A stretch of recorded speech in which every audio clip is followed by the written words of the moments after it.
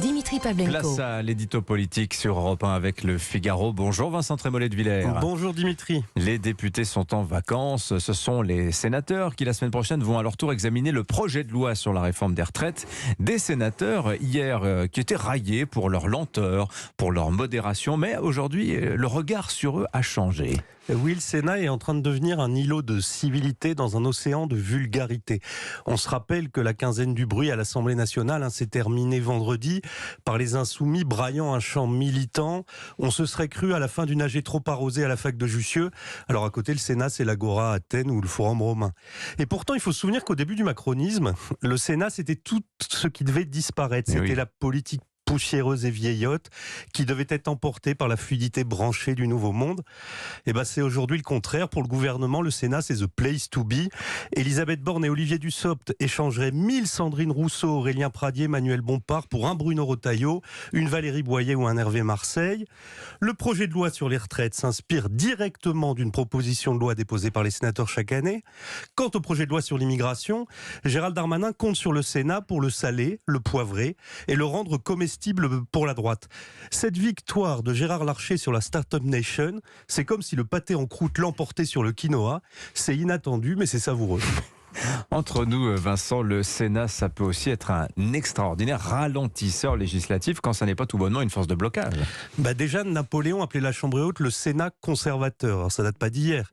Clémenceau puis Léon Blum ont voulu le supprimer. À la fin du siècle dernier, Lionel Jospin y voyait une anomalie démocratique. Ségolène Royal en 2007, un anachronisme démocratique.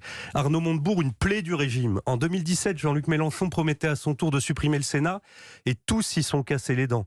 Le général de Gaulle, qui n'était pas de gauche, en voulant supprimer la capacité de blocage du Sénat par référendum en 1969, a provoqué la fin de sa carrière politique. Il ne faut pas se fier aux apparences. Le sénateur, le plus souvent, est rond, il est jovial, il tient dignement sa place à table, mais ne vous laissez pas tromper par ses yeux un peu assoupis. Il cache une force d'inertie doublée d'une capacité de manœuvre qui ont découragé des générations de réformateurs exaltés. Vincent, est-ce que vous ne croyez pas que la France aurait besoin de toutes ces réformes que ralentit le Sénat ? Sans doute, il y a toujours une réforme sur le feu. Mais dans la tourmente des temps, la France a aussi besoin de points d'équilibre et le Sénat en est un.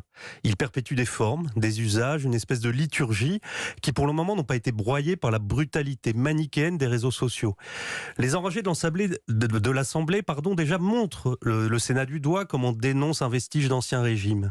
Mais quand tout se disloque, on devrait se féliciter que de telles choses demeurent. Alors vous me direz, les sénateurs sont élus au suffrage indirect, ça c'est indéniable. Mais cette chambre de délibération, c'est quand même préférable à ces conventions citoyennes dont le macronisme raffole. Ces conventions citoyennes, elles sont aussi démocratiques que le jeu de la courte paille. La convention citoyenne, ce sont des gens tirés au sort qui s'enferment dans une salle pour décider si on doit rouler en voiture électrique, donner de la viande à la cantine ou autoriser l'euthanasie des mineurs. Alors personnellement, je préfère le Sénat. Ma confiance dans le Sénat est relative et sans illusion, mais une chambre imparfaite vaudra toujours mieux que toute la galerie de ces machins citoyens. Éloge du Sénat, signé ce matin Vincent Trémollet de Villers. Merci beaucoup Vincent, c'était l'édito politique sur Europe 1. À la une de votre journal Le Figaro, Biden, Poutine, États-Unis, Russie, le choc de deux mondes. Vous écoutez Europe 1 matin, bon réveil. Nous sommes le mercredi 22 février. Et nous fêtons